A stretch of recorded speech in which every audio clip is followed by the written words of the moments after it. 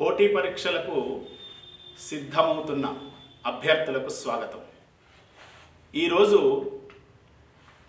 July 3, 2025 ఈనాడు పత్రికలో వచ్చినటువంటి సంపాదకీయ వ్యాసం గురించి, తర్వాత మధ్య పేజీలో వచ్చినటువంటి నాటో నిర్ణయం అమెరికాకే లాభం అనేటువంటి వ్యాసాన్ని గురించి ముచ్చటించుకుందాం. నేను డాక్టర్ దాశరథుల నర్సయ్య. గతంలో తెలుగు అధ్యాపకునిగా పనిచేసినటువంటి అనుభవం ఉంది. తెలుగు ఆప్షనల్గా సివిల్ సర్వీసెస్ పరీక్షలు రాసినటువంటి అభ్యర్థులకు కూడా శిక్షణ ఇచ్చినటువంటి అనుభవం కూడా ఉంది.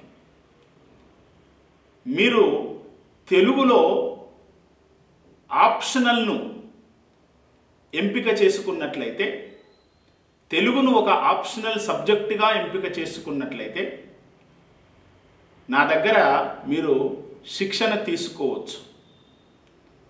తెలుగు సాహిత్యంలో మంచి మార్కులు సాధించడమే ధ్యేయంగా పనిచేయాలన్న ఒక సంకల్ప బలంతో ఉన్నాను.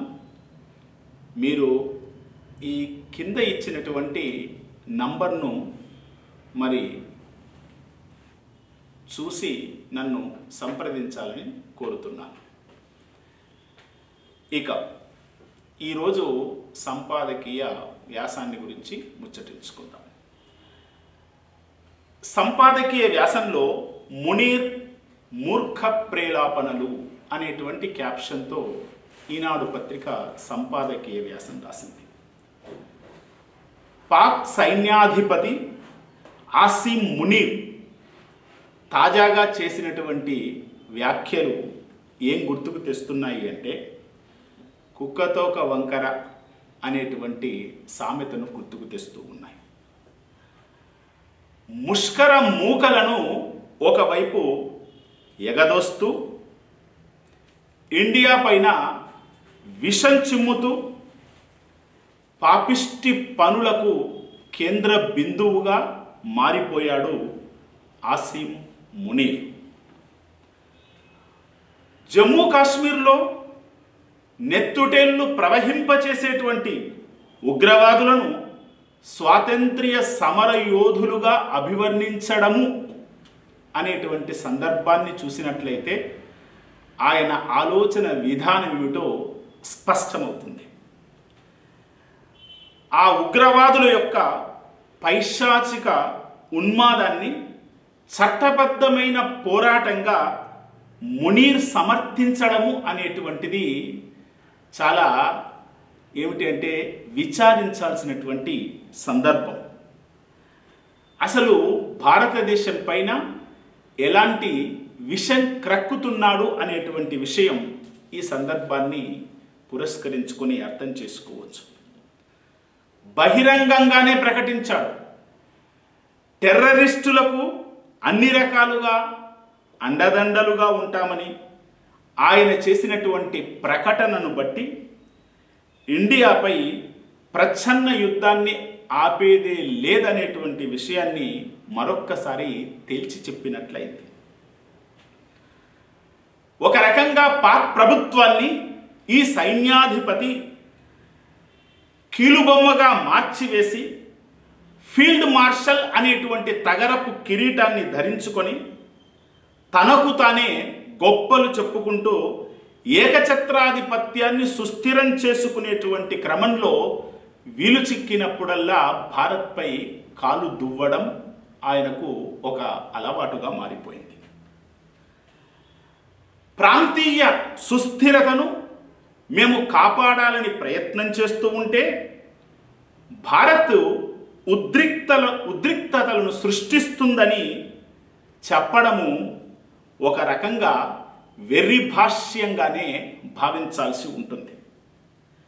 అసలు వాస్తవానికి ప్రపంచ దేశాలన్నింటికీ తెలుసు, పాకిస్తాన్ ఉగ్రవాదులను ఎగుమతి చేసేటువంటి ఒక కేంద్రము అనేటువంటి విషయం ప్రపంచ దేశాలకు తెలుసు. ఈ ఉపఖండంలో శాంతి భద్రతలకు విఘాతం కలిగిస్తూ ఉంది అనేటువంటి విషయం యావత్ ప్రపంచ దేశాలకు కూడా తెలుసు. భారత్తో ప్రత్యక్షంగా యుద్ధానికి దిగడం చేతగాక పరోక్షంగా ఉగ్రవాదులను దేశభక్తులుగా స్తుతిస్తూ వాళ్లకు అన్ని రకాలుగా అండదండలుగా ఉంటూ ఉగ్రవాద కార్యకలాపాలను ప్రోత్సహించడంలో ముందుంటుంది అనేటువంటి విషయం మనం గమనించడమే కాదు, ప్రపంచ దేశాలు కూడా తెలుసుకున్నాయి.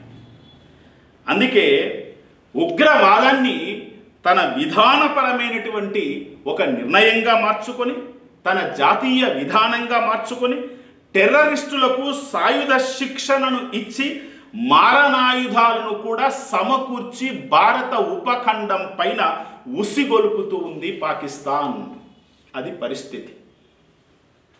ఈ దుష్ట సాంప్రదాయం జనరల్ జియా ఉల్ హక్ జమానాలో నుంచే పదునెక్కినటువంటి ఈ ధూర్త వ్యూహం భారతావనిలో అనేకమైనటువంటి నరమేధాలను సృష్టించింది. మనం ఒక్కసారి గణాంకాల జోలికి వెళ్తే కేంద్ర హోంశాఖ వెల్లడించినటువంటి సమాచారం ప్రకారం 1988 నుండి 2019 మధ్యకాలంలో, అంటే దాదాపు 31 సంవత్సరాల మధ్యకాలంలో ఒక్క జమ్మూ కాశ్మీర్లోనే పాక్ ప్రేరేపిత ఉగ్రవాదులు 56,232 సంఘటనలలో పాల్గొన్నారు. అంటే ఉగ్రవాద సంబంధిత ఘటనలు ఒక్క 31 సంవత్సరాల కాలంలో 56,232 సంఘటనలు జరిగినట్లుగా మనకు కేంద్ర హోంశాఖ వెల్లడించింది. 31 సంవత్సరాల కాలంలో 56,000 సార్లు ఇలాంటి సంఘటనలు జరిగాయి అంటే భారతదేశం పైన ఏ రకంగా విషం చిమ్ముతుందో అర్థం చేసుకోవాల్సినటువంటి సందర్భం. ఇన్ని సందర్భాలలో భారతదేశం పైన దాడి చేసింది కాబట్టి 1,49,000 మంది పౌరులను, 6,413 మంది భద్రతా సిబ్బందిని పొట్టన పెట్టుకుంది ఈ ఉగ్రవాదం. గడచిన 6 ఏళ్లలో పహల్గాం పైశాచిక కాండ వంటి పాక్ ప్రేరేపిత సీమాంతర ఉగ్రవాదం కాశ్మీర్లో నెత్తుటెళ్లను ప్రవహిస్తూ ఉన్నటువంటి సంగతి అందరికీ తెలిసిందే.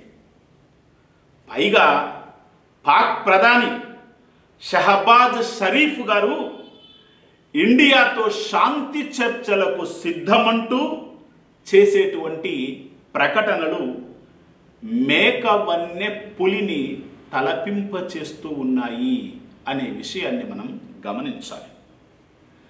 అసలు ఈ రాక్షస దాయాది దేశం సంకలో ముష్కరులను పెట్టుకొని 2001 నుండి 2019 మధ్య కాలంలో భారత్లో చొరబడేందుకు 1,11,000 సార్లు ప్రయత్నం చేసింది. అంటే ఇక ఆ ముష్కర మూకల యొక్క అలవాట్లు కానీ, ఆ ముష్కర మూకల యొక్క అంతిమ ధ్యేయం కానీ, దానికి ఏమిటి అంటే అండగా ఉన్నటువంటి పాక్ ప్రభుత్వం యొక్క అసలు తత్వాన్ని కానీ మనం అర్థం చేసుకోవచ్చు.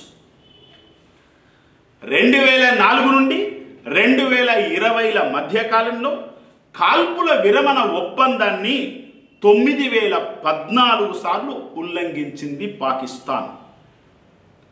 అసలు ఇండియా స్నేహహస్తం చేసిన ప్రతిసారి కూడా మారణ హోమాలకు తెగబడడం పాకిస్తాన్కు అలవాటుగా మారిపోయింది.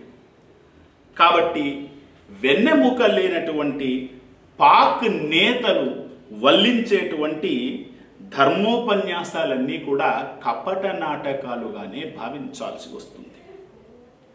అసలు పాకిస్తాన్ యొక్క అంతిమ లక్ష్యం ఏమిటి అంటే ఉగ్రవాదుల దాడులతో ఇండియాను అస్థిరపరచాలి అనేటువంటి ఒక అంతిమ ధ్యేయంతో అవి పనిచేస్తూ ఉన్నాయి.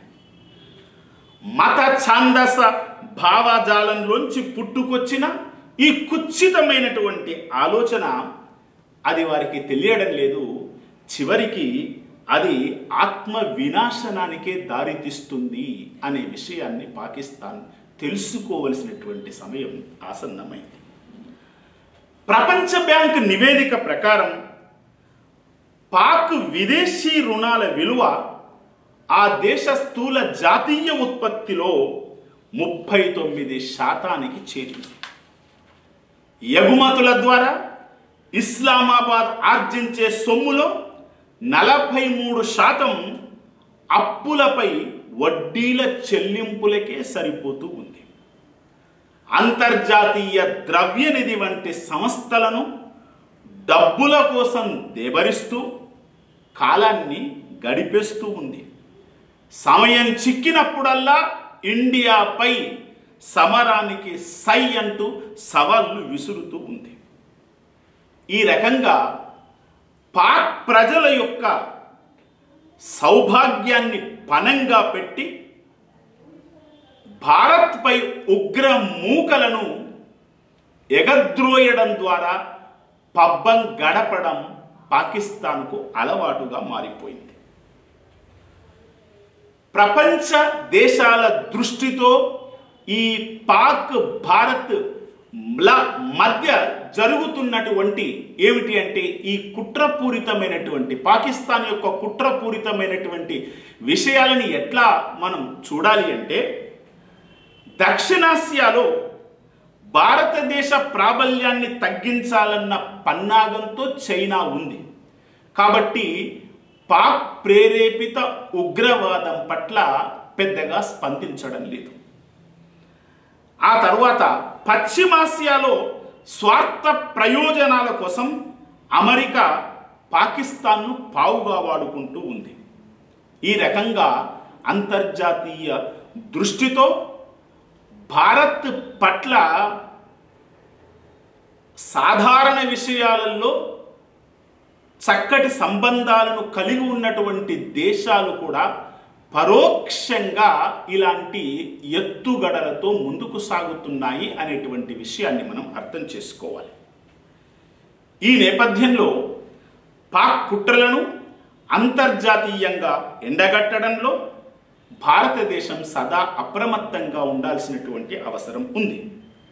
సరిహద్దు నిఘాలను పటిష్టపరుచుకుంటూ రక్షణ రంగంలో స్వావలంబనను సాధించడమే దీనికి పరిష్కార మార్గంగా మరి గుర్తించాల్సినటువంటి అవసరం ఉంది. ఇది ఈరోజు ఎడిటోరియల్కి సంబంధించినటువంటి సమాచారం. అయితే ఈరోజు ఇదే పేపర్లో, ఈనాడు పేపర్లో మధ్య పేజీలో నాటో నిర్ణయం అమెరికాకే లాభం అనేటువంటి మరొక చక్కని వ్యాసం కూడా వచ్చింది.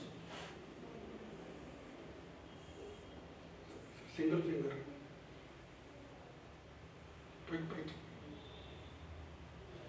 ఇంకా ఇంకా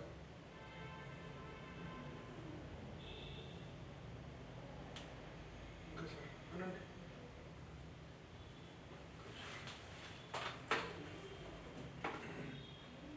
ఆపేస్తాం.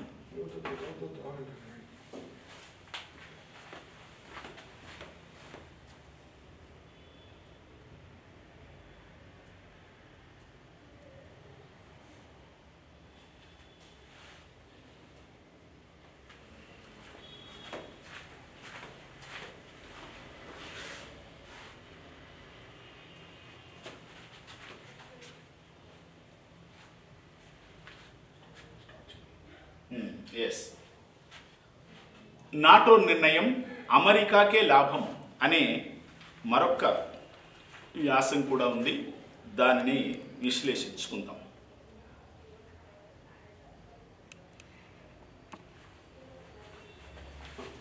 ఇది కూడా కరెంట్ అఫైర్స్ టాపిక్గాను పరిగణించవచ్చు. జనరల్ ఎస్సేలో భాగంగా ఇలాంటి ప్రశ్నలు అడిగే అవకాశాలు కూడా ఉన్నాయి. కాబట్టి తెలుగు మీడియంలో జనరల్ ఎస్సేకి సంబంధించినటువంటి వ్యాసాలను గురించి మేము ప్రతినిత్యం వీడియోలు చేస్తూ ఉన్నాము. ఆసక్తి కలిగినటువంటి అభ్యర్థులు వీటిని చూడడమే కాకుండా మీ అనుమానాలను నివృత్తి చేసుకోవడం కోసం లేదా జనరల్ ఎస్సేకి సంబంధించినటువంటి శిక్షణ తరగతులను కూడా మేము త్వరలో నిర్వహించబోతూ ఉన్నాము. కాబట్టి దాని గురించి కూడా తెలుసుకోవడం కోసం ఈ క్రింద ఇవ్వబడినటువంటి నంబర్లను సంప్రదించండి. ఇక నాటో నిర్ణయం అమెరికాకే లాభం అనేటువంటి వ్యాసంలో ఉండేటువంటి విషయాలను గురించి మాట్లాడుకుందాం. అయితే ట్రంప్ తొలిసారి అధ్యక్షుడు అయినప్పటి నుండే నాటో దేశాల యొక్క రక్షణ భారాన్నంతా కూడా అమెరికా నెత్తిన వేయకూడదని చెబుతూ ఉన్నాడు. కూటమిలో అంటే నాటో కూటమిలో 32 సభ్య దేశాలు ఉన్నాయి. ఈ సభ్య దేశాలు తమ రక్షణ కేటాయింపులను ఎట్టి పరిస్థితులలో పెంచుకోవలసిన అవసరం ఉందని కూడా పట్టుబడుతూ ఉన్నాడు. అంటే నాటో దేశాలలో ఉండేటువంటి సభ్య దేశాలు తమ రక్షణ కేటాయింపులను పెంచుకుంటే అమెరికాలో ఏమిటి అంటే అమెరికా బడ్జెట్లో తన రక్షణ వ్యయాన్ని కొంతమేరకు తగ్గించుకోవచ్చు అన్నది ట్రంప్ యొక్క ఆలోచన. 2014లో నాటో దేశాలు ఒక తీర్మానాన్ని చేశాయి. ఏమిటా తీర్మానము అంటే తమ జీడిపిలో రక్షణ రంగానికి 2% నిధులు కేటాయిస్తామని, ఈ లక్ష్యాన్ని 2024 కల్లా సాధ్యం చేస్తామని తీర్మానం చేశాయి. ఎప్పుడు చేశాయి అంటే 2014లో చేశాయి. అంటే నాటో దేశాలు 2014లో రాబోయే 10 సంవత్సరాల కాలంలో తమ రక్షణ వ్యవస్థకు సంబంధించిన నిధులను 2% మేరకు తమ జీడిపిలో కేటాయిస్తామని అవి ఒక తీర్మానాన్ని చేశాయి. అయితే 2035 కల్లా దాన్ని ఏకంగా 5% పెంచాలని తాజాగా జరిగినటువంటి హేగ్ సదస్సులో నిశ్చయించడం కూడా జరిగింది. ఇలాంటి నిర్ణయం వెనకాల ట్రంప్ యొక్క ఒత్తిడి పనిచేసింది అనేటువంటి విషయాన్ని మనం గమనించాలి. ఎందుకు ఆ రకంగా 5% మేరకు జీడిపిలో నిధులు కేటాయించాలి అనేటువంటి నిర్ణయం తీసుకోవడం వెనకాల కారణము ఏమై ఉంటుంది అని ఆలోచిస్తే భవిష్యత్తులో రష్యా వలన తమకు పొంచి ఉన్నటువంటి ముప్పును దృష్టిలో పెట్టుకొని ఇలాంటి నిర్ణయం తీసుకోవలసి వచ్చింది అని నాటో భేటీ ప్రకటన చేయడం కూడా మనం గమనించాల్సినటువంటి సందర్భం. అయితే వాస్తవానికి అమెరికా దేశం 2024లో తన రక్షణ బడ్జెట్లో 3.38% జీడిపిలో రక్షణ కోసం కేటాయించింది.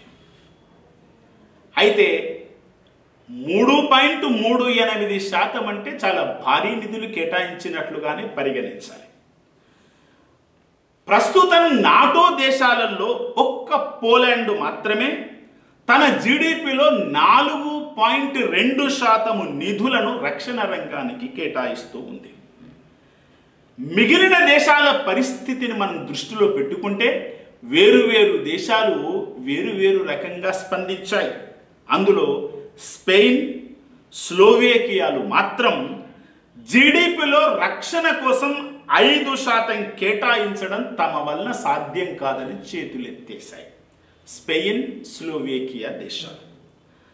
రక్షణ కోసం 5% నిధులను కేటాయించాలి అంటే సామాజికమైనటువంటి సంక్షేమ కార్యక్రమాలలో పెద్ద ఎత్తున కోత విధించాల్సి వస్తుంది, ప్రజలపై పన్నుల భారం మోపాల్సి వస్తుంది అని చాలా దేశాలు అభిప్రాయపడుతూ ఉన్నాయి.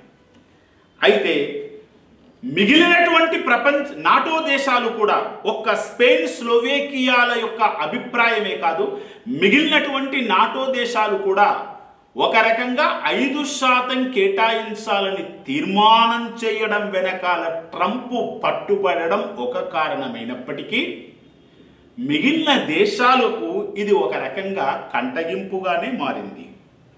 ఎందుకు? మిగిలిన సంక్షేమ కార్యక్రమాలలో భారీగా కోతలు విధించాల్సి ఉంటుంది కాబట్టి ప్రజల యొక్క వ్యతిరేకతలను ఆయా దేశాలలో ఉండేటువంటి ప్రభుత్వాలు చవి చూడాల్సినటువంటి అవసరం ఏర్పడుతుంది. అయితే నాటో దేశాలలో, ఈ ఐరోపా దేశాలలో, ఇప్పుడున్నటువంటి ఈ 32 దేశాలలో మైనారిటీ ప్రభుత్వాలు, సంకీర్ణ ప్రభుత్వాలు కూడా చాలాగా ఉన్నాయి. అలాంటి ప్రభుత్వాలు తప్పనిసరిగా ప్రజా వ్యతిరేకతను చవి చూడాల్సి ఉంటుంది. సరే, ఏది ఏమైనప్పటికీ నిర్ణయం జరిగిపోయింది. అయితే 5% నిధులు పెంచాలి అనేటువంటి ఒక తీర్మానం చేసినప్పటికీ కూడా సదస్సు ముగిసిన తర్వాత నాటో ప్రధాన కార్యదర్శి మార్క్ రట్ మరొక రకమైన ప్రకటన చేశాడు. ఏమని ప్రకటన చేశాడు? నాటో దేశాలు తమ రక్షణ వ్యయాన్ని 2035 కల్లా 2% నుండి 3.5% వరకు పెంచుతాయి. ఇందులో 1.5% సైబర్ భద్రత కోసం, సైనిక వాహనాల కదలికకు సంబంధించిన రోడ్ల యొక్క నిర్మాణం కోసం, వంతెనలను తీర్చిదిద్దడం కోసం ఈ మొత్తాన్ని ఖర్చు చేస్తామని మార్క్ రట్ ఒక ప్రధానమైనటువంటి ప్రకటన చేయడం కూడా గమనించాల్సినటువంటి సందర్భం. ఏ తర్వాత ఏం తేలింది అంటే, హేగ్ సభలో రక్షణ వ్యయంపై ట్రంప్ చేస్తున్న నానా యాగి ఏమిటి? ఆయా దేశాలు, ఆయా నాటో దేశాలు తమ బడ్జెట్లో, తమ జీడిపిలో 5% నిధులు కేటాయించాలని చేస్తున్న నానా యాగి నుండి ఏమిటి అంటే, నానా యాగి నుండి తప్పించుకోవడం కోసం అప్పటికప్పుడు సంసిద్ధతను ప్రకటించాయి అని ఆ తరువాత మార్క్ రట్ చేసినటువంటి ప్రధానమైనటువంటి ప్రకటనను బట్టి మనం అర్థం చేసుకోవాల్సి ఉంటుంది. అయితే కొన్ని ప్రధానమైనటువంటి దేశాలు బ్రిటన్, ఫ్రాన్స్, జర్మనీ, నెదర్లాండ్లు మాత్రం 5% తప్పకుండా ఆ లక్ష్యాన్ని చేరుకుంటాయని చెప్పి ఇప్పటికే అవన్నీ ప్రకటించాయి.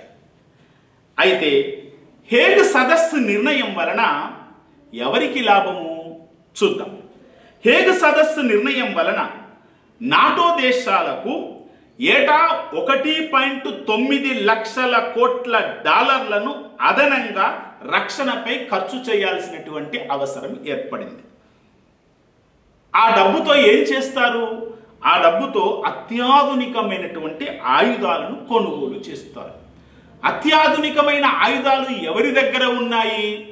ట్రంప్ దగ్గర ఉన్నాయి. కాబట్టి నాటో దేశాలు పెంచినటువంటి రక్షణ బడ్జెట్ నంతా కూడా అత్యాధునికమైనటువంటి ఆయుధాలను కొనుగోలు చేయడానికి ఉపయోగించే క్రమంలో మళ్ళీ ట్రంప్ దగ్గరికే ఆ డబ్బు చేరుకుంటుంది అనే విషయాన్ని గుర్తించాల్సినటువంటి సందర్భం. దానికి అనుగుణంగానే ఇటీవల ఏమిటి అంటే బ్రిటన్ ఒక ప్రకటన చేసింది. ఏమని ప్రకటన చేసింది అంటే 12 F-35 విమానాలను అమెరికా నుంచి కొనుగోలు చేయదలచినట్లు బ్రిటన్ ప్రకటించింది.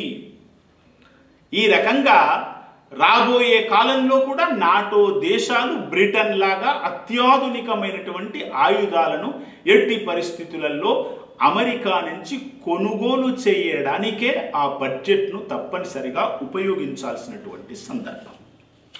ఇక ట్రంప్ అధ్యక్షుడైనప్పటి నుండి ఒక మాట చెబుతూ ఉన్నాడు. ఐరోపా నుంచి అమెరికా దళాలను చాలా వరకు ఉపసంహరిస్తామని చెబుతూ ఉన్నాడు. ఆ ఉపసంహరించినటువంటి సైనిక దళాన్ని ఇండో పసిఫిక్ లాంటి ఇతర ప్రాంతాలలో మోహరించాలని భావిస్తూ ఉన్నాడు. అయితే ట్రంప్ భావించినట్లుగా ఐరోపాలో అమెరికా సైన్యాన్ని తగ్గించినట్లయితే రష్యాను ఎదుర్కోవడానికి అక్కడ సిబ్బంది కొరత ఏర్పడుతుంది, ఆయుధ సంపత్తి కూడా కొరవడుతూ ఉంది. నాటోకి ఈ రకమైనటువంటి పరిస్థితులు ఎదురయ్యేటువంటి అవకాశాలు ఉన్నాయి. ఉక్రెయిన్పై పుతిన్ భీకరంగా విరుచుకుపడుతూ ఉన్నాడు. ఇట్లాంటి సందర్భంలో మరి నాటో సదస్సు జరిగింది. ఆ నాటో సదస్సులో ఉక్రెయిన్పై పుతిన్ భీకరంగా విరుచుకుపడుతున్న ఈ సమయంలో రష్యాను ఎదుర్కోవడానికి ఒక పక్కా ప్రణాళిక ప్రకటించకపోవడం ఆశ్చర్యాన్ని కలిగించేటువంటి సందర్భం. పైగా అమెరికా విదేశాంగ మంత్రి మార్కో రూబియో రష్యాపై కొత్త ఆర్థిక ఆంక్షలు విధించే ఆలోచన ఏదీ లేదని చెప్పడం కూడా ఆశ్చర్యాన్ని కలిగించేటువంటి సందర్భం. సరే, ఏది ఏమైనప్పటికీ ఉక్రెయిన్కి కొంత ఊరట లభించేటువంటి సందర్భం కనిపిస్తూ ఉంది. నాటోలోని ఏ సభ్య దేశం పైన ఇతర దేశాలు దాడి జరిపితే మొత్తం 32 దేశాలు ఎదురు దాడి చేయాలి అని చెప్పేసి కూటమిలో ఒక నిబంధన ఉంది. ఉక్రెయిన్ను నాటోలో చేర్చుకుంటే దాన్ని తమపై యుద్ధ ప్రకటనగా భావిస్తామని పుతిన్ మొదటి నుంచి స్పష్టం చేస్తూ ఉన్నాడు.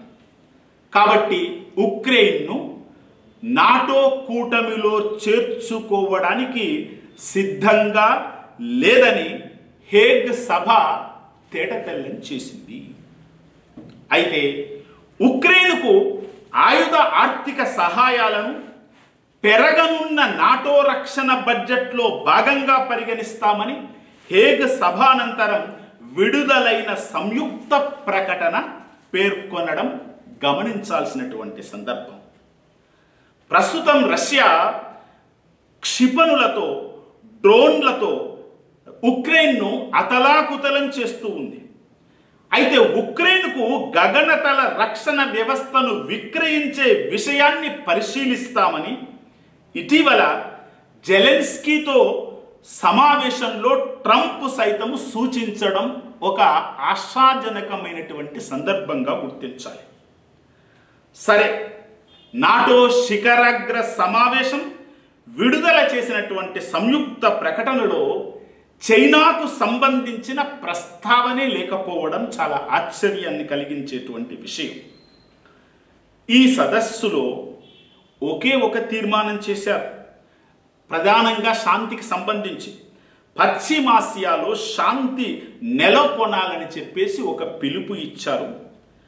కానీ అందుకోసం ఏం చేయాలన్నది సూటిగా చెప్పలేదు. మొత్తానికి నాటో దేశాల మధ్య ఎన్ని లుకలుకలున్నప్పటికీ, ఎన్ని పొరపొచ్చాలున్నప్పటికీ హేగ్ సదస్సు మాత్రం సమైక్యత ప్రదర్శనలో సఫలమైనది అనేటువంటి విషయాన్ని మనం అర్థం చేసుకోవలసినటువంటి సందర్భం.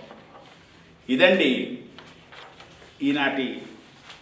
ఈనాడు మధ్య పేజీలో వచ్చినటువంటి నాటో నిర్ణయం అంతిమంగా అమెరికాకే లాభాన్ని తెచ్చిపెడుతుంది అనేటువంటి విషయం.